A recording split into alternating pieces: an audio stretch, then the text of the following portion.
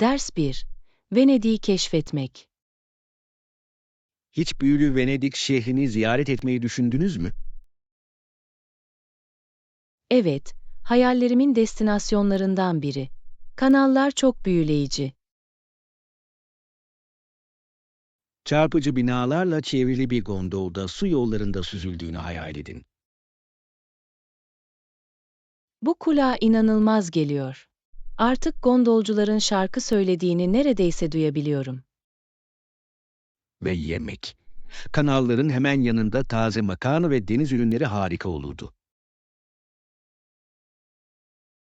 Suyun üzerinde gün batımını izlerken güzel bir yemeğin tadını çıkarabildiğimi hayal edebiliyorum. San Marco Meydanı'nı mutlaka ziyaret etmeliyiz. Oradaki atmosfer elektrikli. Bazilika çok güzel görünüyor. Karmaşık mozaikleri görmeyi çok isterim. Daha sonra dar sokakları ve saklı dükkanları keşfedebiliriz. Ders 2. Yoksulluğu anlamak. Yoksulluğun derinliğini tam olarak anlayamayabiliriz ama anlayanları dinleyebiliriz. Evet, bu çok önemli. Dinlemek empati kurmamıza ve onların deneyimlerini öğrenmemize yardımcı olur. Kesinlikle. Seslerini yükseltmek ve mücadelelerini anlamak önemlidir. Ve milletimize bu sorunları eğitim ve fırsatlar yoluyla çözme hedefinin sözünü verebilirim. Bu çok güçlü bir taahhüt. Yoksul döngüsünü kırmanın anahtarı eğitimdir. Evet, bireylere ve topluluklara değişim yaratma gücü verir. Kesinlikle. Etkilenenleri dinlemek ve onlardan öğrenmek çabalarımıza etkili bir şekilde rehberlik edebilir. Kesinlikle. Birlikte daha eşitlikçi bir toplum için çalışabiliriz. Evet, her eylem önemlidir ve zaman içinde önemli bir etki yaratabiliriz. Ders 3. Turist deneyimi. Sonuç olarak, şelalelerin yakınında toplanan turistlerin nehrin akışına hayran kalması alışılmadık bir durum değildi. Evet, şelalelerin saf gücü ve güzelliği ziyaretçileri hayranlık içinde bırakarak unutulmaz anılar yaratabilir. Kesinlikle. Doğanın aynı anda bu kadar çok insanın nasıl büyüleyebildiğine tanık olmak büyüleyici. Evet, akan suyun sesleri nefes kesen manzaralarla birleşerek büyülü bir atmosfer yaratıyor. Kesinlikle. Pek çok turist sadece şelaleleri görmek için değil, aynı zamanda merak duygusunu ve doğayla bağını hissetmek için de geliyor. Ve bu deneyimlerin çoğu zaman insanları kendi yaşamları üzerinde düşünmeye teşvik etmesi ilginçtir. Evet, bunun gibi anlar çevreye ve onun içindeki yerimize daha fazla değer verilmesine ilham verebilir. Sonuçta şelaleler gibi doğa harikalarının güzelliği korumanın önemini hatırlatıyor. Kesinlikle. Bu hazinelerin korunması, gelecek nesillerin de aynı hayranlık uyandıran deneyimlerden yararlanabilmesini sağlar. Ders 4. Ekran boyutu tercihleri. Ekran boyutunu seçerken ihtiyaçlarınıza bağlıdır. Taşınabilirlik ve kullanışlılık açısından 15 inçin iyi bir boyut olduğunu düşünüyorum. Bu sağlam bir seçim. Taşınabilir kalırken çoğu görev için yeterince büyüktür. Kesinlikle. Çoklu görevler için yeterli ekran alanına sahip olduğumu takdir ediyorum. Evet, boyut ve rahatlık arasında bir denge bulmak önemlidir. Kesinlikle. Başkalarına yardımcı olmak için tercihlerimizi daha ayrıntılı olarak tartışalım. Harika fikir. İçgörülerin paylaşılması, insanların bilinçli kararlar almasına yardımcı olabilir. Evet, Başkalarının ihtiyaçlarına uygun doğru teknolojiyi bulmalarına yardımcı olmak için buradayız. Kesinlikle. Birlikte teknoloji seçimlerini kolaylaştırabiliriz. Ders 5. Market alışverişi. Hey, günün nasıl geçiyor? Oldukça meşguldü ama idare edilebilirdi. Senden ne haber? Aynı şekilde. Bu arada biraz süt ve ekmek almayı da unutmayın. Kesinlikle. Ayrıca atıştırmalıklarda iyi fırsatlar olup olmadığını da kontrol edebiliriz. Bu bir plana benziyor. İndirim bulmayı seviyorum. Evet, alışveriş yaparken biraz para biriktirmek her zaman güzeldir. Kesinlikle. Ayrıca yeni eşyalar keşfetmek için farklı reyonları keşfetmeyi seviyorum. Ben de. Her market alışverişine çıkışımız küçük bir macera gibidir.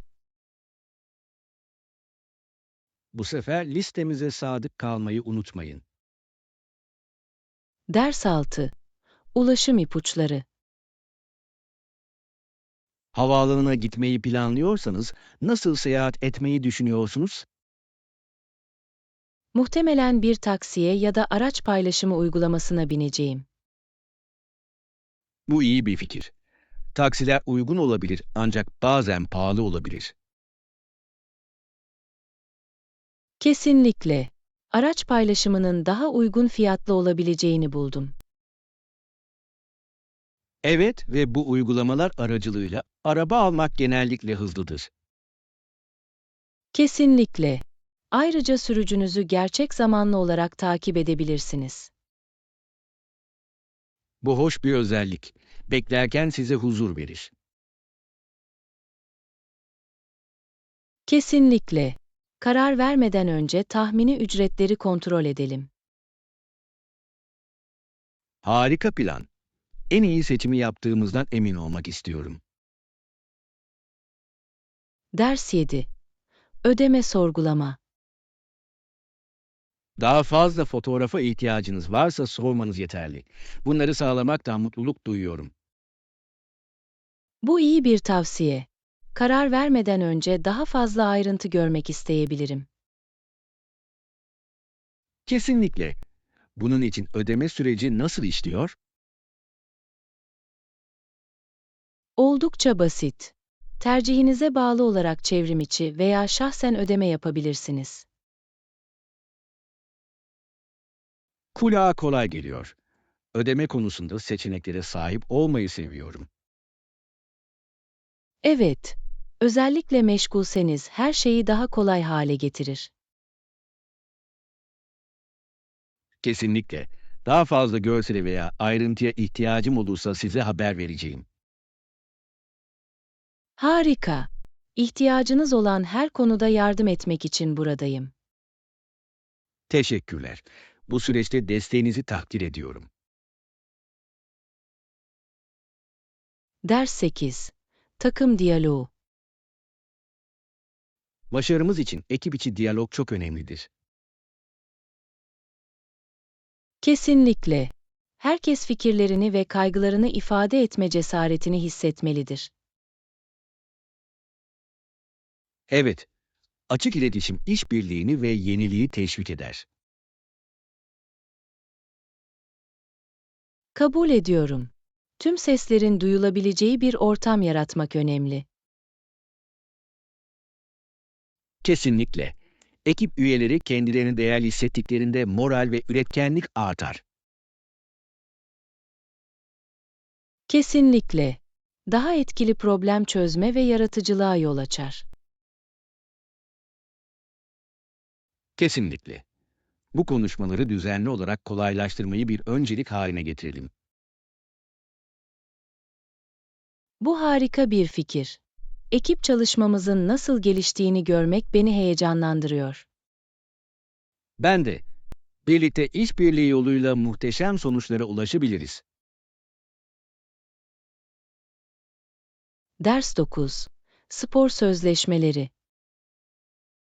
Son zamanlarda televizyon ağlarıyla önemli sözleşmeler yapıldı. İlginç. Rakip Amerikan Futbol Ligi'nin sponsorluğunda hangi ağ yer aldı? ABC televizyon ağı bu girişimin önemli bir oyuncusuydu. Bu büyüleyici. O zamanlar oldukça rekabetçi bir ortam olsa gerek. Evet, rekabet hayranlarda heyecan yarattı ve izleyici sayısını artırdı. Kesinlikle. Bu tür hareketlerin spor endüstrisini nasıl etkilediğini görmek ilginç. Kesinlikle. Sponsorluklar spor liglerinin dinamiklerini tamamen değiştirebilir. Kabul ediyorum. Her şey izleyicinin ilgisini çekmek ve heyecan verici deneyimler yaratmakla ilgili. Kesinlikle. Bakalım bu gelişmeler gelecekte nasıl gelişecek? Ders 10. Araştırmanın evrimi. Bu devrimde araştırma ilerlememizin merkezi haline geldi. Bunu ben de fark ettim. Şimdi daha resmi görünüyor. Evet, aynı zamanda zamanla daha karmaşık ve maliyetli hale geldi. Bu doğru. Araştırmaya ayrılan fon önemli ölçüde arttı. Evet, ama aynı zamanda bu kaynakların yönetilmesinde zorluklar da getiriyor. Hayal edebiliyorum. Yeniliği bütçe kısıtlamalarıyla dengelemek zor olmalı. Kesinlikle. Günümüzde araştırmaların riskleri her zamankinden daha yüksek. Ancak doğru odaklanmayla ne kadar çok şey başarabildiğimiz büyüleyici. Kesinlikle. Araştırmanın geleceği umut verici görünüyor. Ders 11. Alp harikaları. Şu karla kaplı zirvelere bakın, nefes kesiciler. Gerçekten öyleler. Parıldayan buzullar göz kamaştırıyor. Ve bu buz alanları sonsuz bir şekilde uzanıyor gibi görünüyor. Alplerdeki çayırların buzulların mavi soğuğuyla kontrast oluşturmasını seviyorum. Doğa gerçekten güzel manzaraların nasıl yaratılacağını biliyor. Bu alanların bazılarının hala el değmemiş olması şaşırtıcı. Oraya çıkıp keşfetmeyi çok isterim. Bu gerçekleşmeyi bekleyen bir maceraya benziyor. Kesinlikle yakın zamanda bir gezi planlayalım. Ders 12. İş görüşmeleri. Hiç iş görüşmesine gittiniz mi? Evet, birkaç tane yaşadım ve oldukça sinir bozucu olabiliyorlar. Kabul ediyorum. İyi bir izlenim bırakma baskısı yoğundur. Kesinlikle. Sorulara hazırlanmak bazen çok yorucu olabiliyor. Sinirlerinizi sakinleştirmek için hangi stratejileri kullanıyorsunuz? Sık sorulan soruların pratiğini yapıyorum ve güçlü yönlerime odaklanıyorum. Bu çok akıllıca. Güven, görüşmeler sırasında gerçekten fark yaratır.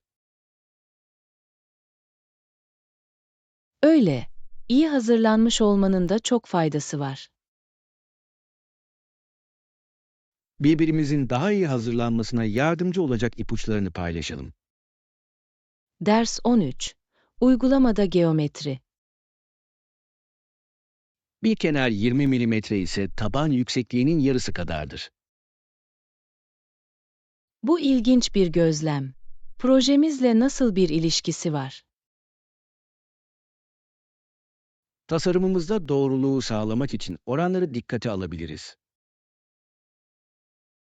Bu mantıklı. Boyutları anlamak çok önemlidir.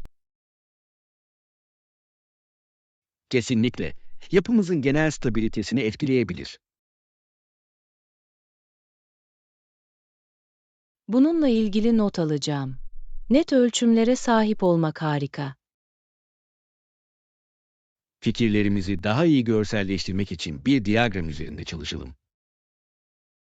İyi bir fikir. Görsel yardımlar kavramların açıklığa kavuşturulmasına gerçekten yardımcı olabilir. Aynı sayfada olduğumuza sevindim. Ders 14. Maori hakları. Bugün Maoriler eşit haklara kavuştular ve bu önemli bir ilerlemedir. Gerçekten öyle ama toplumda hala bazı anlaşmazlıklar var.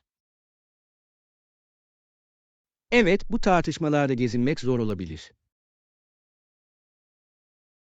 Onların haklarını savunma konusundaki kararlılıklarına hayranım. Kesinlikle, ihtiyaçlarını karşılamaya devam etmek önemlidir. Kabul ediyorum. Eğitim, anlayışın geliştirilmesinde önemli bir rol oynar. Kesinlikle, açık diyalog algıdaki boşlukların kapatılmasına yardımcı olabilir. Sorunlarından haberdar olduğumuzdan emin olalım. Harika fikir. Farkındalık değişime doğru ilk adımdır. Ders 15. Kahvaltı tercihleri. Herkesin kendi tercihi olduğunu anlıyorum. Kahvaltıya ne dersin? Bu doğru. Bazıları doyurucu bir yemeği sever. Bazıları ise hafif şeyleri tercih eder. Kesinlikle. Genelde yumurta ve kızarmış ekmekten hoşlanırım ama yulaf ezmesini tercih eden birçok kişi tanıyorum. Yulaf ezmesi harika bir seçim. Sağlıklıdır ve sizi daha uzun süre tok tutar. Sağ, hatta bazı insanlar bunu daha ilginç hale getirmek için meyve veya kuru yemiş bile ekliyorlar. Bu fikir hoşuma gitti. Peki ya krep? Her zaman kalabalığın hoşuna giderler. Krepler çok lezzetli. Onları taze meyveler ve akçaağaç şurubu ile seviyorum. Kulağa mükemmel geliyor. Sabahları çeşitliliğin olması güzel. Kesinlikle. İyi bir kahvaltı günün geri kalanının gidişatını belirler. Ders 16. Paylaşmanın gururu. Sizinle paylaştıklarından büyük gurur duyduklarını sizden duyuyorum. Evet, geleneklerine bu kadar çaba sarf etmeleri inanılmaz. Bu çok güzel. Kültürel deneyimleri paylaşmak, katılan herkesi zenginleştirir. Kesinlikle. Daha derin bir anlayış ve takdir yaratır. Farklı gelenekleri öğrenmeyi seviyorum. Seyahat etmeyi çok daha anlamlı kılıyor. Kabul ediyorum. Paylaşılan her hikaye onların yaşamlarına ve değerlerine bir bakıştır. Bu bağlantıların insanlar arasındaki boşlukları nasıl kapatabileceği şaşırtıcı. Evet, topluluk ve aidiyet duygusunu geliştirir. Yeni kültürleri birlikte keşfetmeye devam edelim. Bu çok ödüllendirici bir deneyim. Ders 17. Mikroplardan kaçınmak. Bunun işe yarayıp yaramadığından emin değilim. Ama kimsenin soğuk mikroplarını solumak istemiyorum. Bu geçerli bir endişe. Özellikle grip mevsiminde sağlıklı kalmak gerçekten önemlidir. Kesinlikle el dezenfektanını daha sık kullanmaya başladım. Bu iyi bir fikir. Ellerinizi temiz tutmak gerçekten hastalıkları önlemeye yardımcı olabilir. Ayrıca eğer imkanım varsa kalabalık yerlerden uzak durmaya çalışıyorum. Akıllı hareket. Tedbirli olduğunuzda temiz hava her zaman daha iyidir. Sağlıklı kalmak için başka tavsiyeleriniz var mı? İyi beslenmek ve yeterince uyumak da çok önemlidir. Bunu aklımda tutacağım. Küçük bir önleme uzun bir yol kat eder. Ders 18. Yol tarifi basitleştirildi. Peki hangi tarafı tutmalıyım? Sol mu sağ mı? Kulağa çok karmaşık geliyor ama aslında değil. Güveninizi takdir ediyorum. Yönleri çoğu zaman karıştırıyorum. Endişelenme. Size rehberlik edecek yer işaretlerini aramayı unutmayın. Bu harika bir ipucu. Yer işaretleri hatırlamayı kolaylaştırır. Kesinlikle. Ve eğer bir dönüşü kaçırırsanız, adımlarınızı sakin bir şekilde takip edin. Bir dahaki sefere bunu aklımda tutmaya çalışacağım. Bunu anlayacaksınız. Gezinirken pratik mükemmelleştirir. Şimdiden daha güvende hissediyorum. Yardımlarınız için teşekkürler. Ders 19. Aile yürüyüşleri. Büyükannem ve büyük babamı okulumu görebilmeleri için yürüyüşe çıkarmayı seviyorum. Kulağa harika geliyor. Günlük hayatınızın bir parçası olmaları harika. Evet ve yol boyunca arkadaşlarımla tanışmayı seviyorlar. Hayal edebiliyorum. Gününüzle ilgili hikayeler duymak onlar için eğlenceli olmalı. Kesinlikle. Ne yaptığımı ve kiminle birlikte olduğumu öğrenmekten hoşlanıyorlar.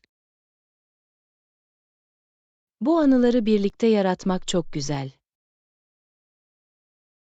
Kesinlikle. Bu hepimizi bir aile olarak birbirimize yaklaştırıyor. Bunun gerçekten özel olduğunu düşünüyorum. Ne sıklıkla yürüyüşe çıkarsınız? Havalar izin verdiği sürece haftada en az bir kez gitmeye çalışıyoruz. Ders 20. Aktif katılım. Evet, lütfen girmeden önce uygun mayo ve duş aldığınızdan emin olun. Bu harika. Özellikle günümüz dünyasında sağlık açısından önemlidir. Kesinlikle. Ayrıca sağlık harcamalarının önemli ölçüde azaltılmasına yardımcı olur. Bu bir kazan-kazan durumu. Daha sağlıklı insanlar daha düşük harcamalar anlamına gelir. Kesinlikle. İlgili herkes için daha aktif bir yaşam tarzını teşvik eder. Bu fikri seviyorum. Aynı zamanda topluluk duygusunu da geliştirir. Evet, başkalarına da katılmaları ve bir fark yaratmaları için ilham veriyor. Bu tür girişimlerin etki yarattığını görmek harika. Kesinlikle. Ne kadar çok kişi katılırsa herkes için o kadar iyi olur. Ders 21. Kıyı kasabaları. Kulağa mükemmel geliyor. Yakınlarda bildiğiniz sahil kasabaları var mı? Evet, kısa bir sürüş mesafesinde birkaç büyüleyici yer var. Ziyaret etmeyi çok isterim. Bunlardan bazılarının isimleri neler? Güzel plajlarıyla ünlü, Seaside adında hoş bir kasaba var. Kulağa harika geliyor. Şimdiden okyanus kenarında dinlenmeyi hayal edebiliyorum. Şirin dükkanları ve harika deniz ürünleriyle gerçekten pitoresk bir yer. Kesinlikle ilgileniyorum. Peki ya diğer şehirler? Bir diğeri ise muhteşem gün batımlarıyla tanınan Harborview. Vay, bunu görmeyi çok isterim. Yakın zamanda bir gezi planlayalım. Ders 22. Rakiplerin performansı. Rakiplerimiz pazarda nasıl performans gösteriyor? Aslında yeniliklerimize ayak uydurmakta zorlanıyorlar. Bunu duymak güzel. Bu doğru yolda olduğumuzu gösteriyor. Kesinlikle. Stratejilerimiz işe yaramış gibi görünüyor. Hangi zorluklarla karşılaştıklarını merak ediyorum. Yeni teknolojilere uyum sağlama konusunda sorun yaşıyor olabilirler. Bu neden geride kaldıklarını açıklayabilir. Evet, önde olmak sürekli gelişmeyi gerektirir. Sınırlarımızı zorlamaya devam edelim ve rekabetçi kalalım. Ders 23. Öneriler. Oradayken ne göreceğimiz ve yapacağımız konusunda tavsiyeleriniz var mı? Central Park'ı ziyaret ettiğinizden emin olun. Mutlaka görülmesi gereken bir yer. Bu konuda o kadar çok şey duydum ki. Orada ne yapmalıyız? Güzel bir yürüyüşe çıkabilir, piknik yapabilir, hatta bisiklet kiralayabilirsiniz. Kulağa mükemmel geliyor. Açık havada olmayı seviyorum. Keşfedilecek güzel heykeller ve bahçeler de var. Şehirdeki tüm bu doğayı deneyimlemek için sabırsızlanıyorum. Buna bayılacaksınız. Kentsel koşuşturmadan harika bir kaçış.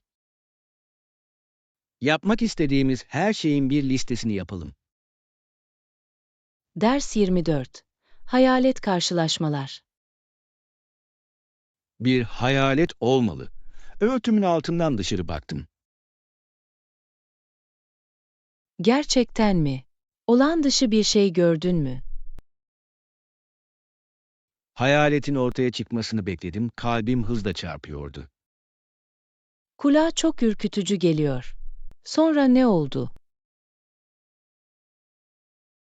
Tuhaf sesler duydum ama bakmaya cesaret edemedim. Çok korkardım. Nasıl başardın? Hemen gözlerimi kapattım ve kendimi sakinleştirmeye çalıştım. Bu çok cesur. Muhtemelen odadan dışarı fırlayacaktım. Kesinlikle unutulmayacak bir geceydi. Ders 25. Sosyal medya taktikleri. Harika. İnsanlara ulaşmak için en sevdiğiniz taktik nedir? Sosyal medyayı kullanmayı seviyorum. Çok güçlü bir araçtır. Kesinlikle. Geniş bir kitleyle hızlı bir şekilde bağlantı kurmanızı sağlar. Kesinlikle. Güncellemeleri paylaşmak ve takipçilerle etkileşim kurmak için bunu faydalı buluyorum. Belirli platformlara mı odaklanıyorsunuz? Çoğunlukla Instagram ve Twitter kullanıyorum. Hedeflerim için iyi çalışıyorlar. Bunlar harika seçimler. Görsel içerik gerçekten dikkat çekiyor. Evet ve insanlarda yankı uyandıran hikayeleri paylaşmak kolaydır. Sosyal medya stratejimiz için bazı yeni fikirler üzerinde beyin fırtınası yapalım. Ders 26. Gergin anlar. Büyük bir sunumdan önce her zaman çok gergin olurum. Ben de. En kötü zamanlarda zihnim boşalmış gibi. Kesinlikle. Her şeyin ters gitmesinden endişelenmeye başlıyorum. Ne söylemek istediğini hatırlayamamak zor. Pratik yapmaya çalışıyorum ama baskı durumu daha da kötüleştiriyor. Bu kaygıyla nasıl başa çıkılacağına dair ipuçlarını paylaşmamız gerektiğini düşünüyorum. Harika bir fikir gibi görünüyor. Genelde ne yaparsın? Derin nefesler alıyorum ve kendime sakin kalmam gerektiğini hatırlatıyorum. Bu çok yardımcı oluyor. Bir dahaki sefere kesinlikle deneyeceğim. Ders 27. Plaj eğlencesi. Ah bak, sahile dağılmış o kadar çok deniz kabuğu var ki. Deniz kabuklarını toplamayı seviyorum. Bana yaz günlerini hatırlatıyorlar. Ayrıca mutlaka oynayacak bir piyaj topu da almalıyız. Bu harika bir fikir. Günümüzü daha da eğlenceli hale getirecek. Ayrıca oynarken biraz rekabet edebiliriz. Bu meydan okumaya hazırım. Bakalım en çok golü kim atacak? Bahse girerim ki seni geride bırakabilirim. Bunu göreceğiz. Önce şu plaj topunu bulalım. Birlikte çok eğlendiğimizi şimdiden hayal edebiliyorum. Ders 28. Kariyer ve ilgi alanları. Doktorlar ve polisler gibi farklı işleri düşünmek ilginç. Evet, toplumumuzda çok hayati roller oynuyorlar. Babam bana her zaman ne kadar çok çalıştıklarını anlatırdı. Benimki televizyon bile izlemiyor. Üretken olmanın gerektiğine inanıyor. Bu güçlü bir zihniyet. Bunun yerine ne yapıyor? Zamanını gönüllü olarak ve topluluktaki diğer insanlara yardım ederek geçiriyor. Bu takdire şayan, insanların fark yarattığını görmek harika. Kesinlikle. Belki nasıl katkıda bulunabileceğimizi de düşünmeliyiz. Bu fikir hoşuma gitti. Yardımcı olabileceğimiz bazı yollar üzerinde beyin fırtınası yapalım. Ders 29. Birlikte alışveriş yapmak. Benimle alışverişe gitmek ister misin? Elbette. Ben de yeni kıyafetler kullanabilirim.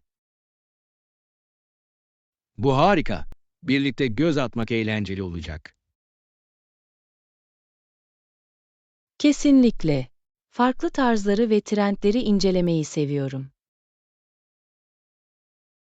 Evet, ayrıca birbirimize doğru seçimleri yapma konusunda yardımcı olabiliriz. Kesinlikle. İkinci bir görüşe sahip olmak gerçekten yararlı olabilir. Kesinlikle aradığımız şeylerin bir listesini yapalım. Harika fikir. Alışveriş yaparken odaklanmamızı sağlayacak.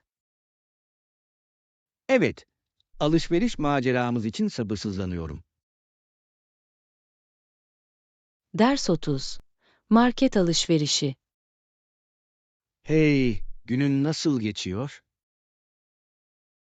Oldukça meşguldü ama idare edilebilirdi. Senden ne haber? Aynı şekilde. Bu arada biraz süt ve ekmek almayı da unutmayın. Kesinlikle.